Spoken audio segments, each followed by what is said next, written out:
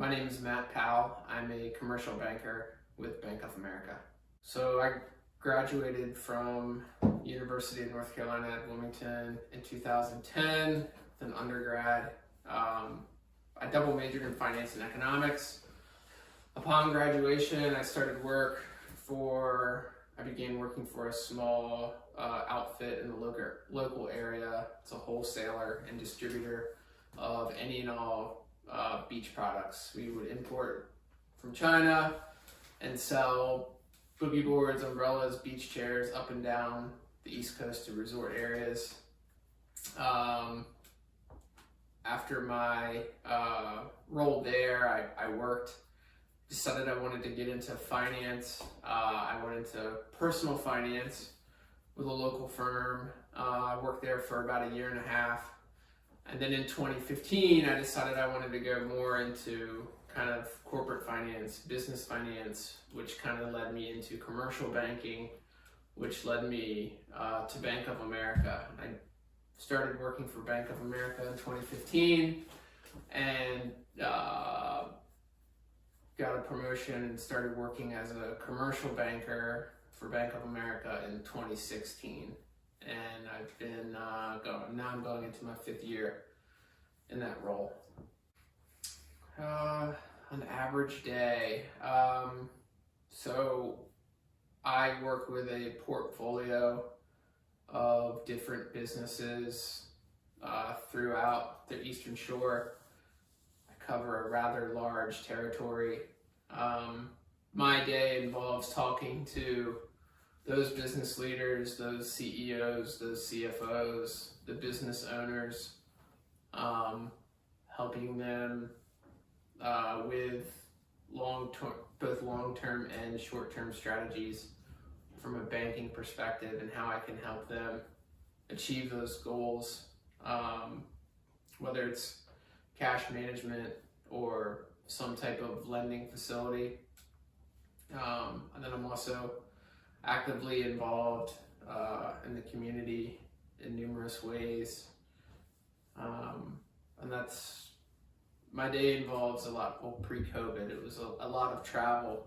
Now we're in a work from home posture, as are many, but pre-COVID, it was a lot of travel, a lot of face-to-face meetings. And now I work from home with my trusty calculator next to me. I'm on the phone quite a bit, day to day, in this environment. I would say a lot of banking is built on trust and relationships. So you have to have very strong interpersonal skills, very strong soft skills. There's a level of business acumen that needs to exist as well. In addition to the soft skills, a lot of what we do is math oriented. Loans are structured accordingly with underlying credit needs involved. Oftentimes we are looking at balance sheets, income statements, statements of cash flows, and with that in mind, there's a strong analytical sense there. You have to be very analytical and forward thinking, and math is a large component of that. What sort of education beyond high school is needed for this job? Typically it's a 4-year undergraduate degree. A lot of my colleagues have their MBA. It's advantageous to have and to hold an MBA in this role. But typically the average commercial banker has their undergraduate in some type of accounting, finance, or economics related degree. As you move up the chain into the investment banking space, corporate banking space, a number of my colleagues have what is called their CFA designation. I'm not saying CPA, I'm saying CFA, which is they're a chartered financial analyst. I'm also licensed and covered. I have my Series 7 and my Series 63, which enables me to talk, debt and capital markets with some of our larger businesses on the Eastern Shore. How do I use time management skills in my job? I try to use time management skills as effectively as possible in my job. I stick to my calendar.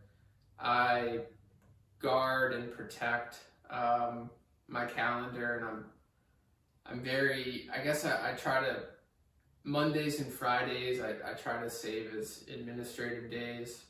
I try to plan and be forward thinking, at least 2 weeks out, 2 to 3 weeks out.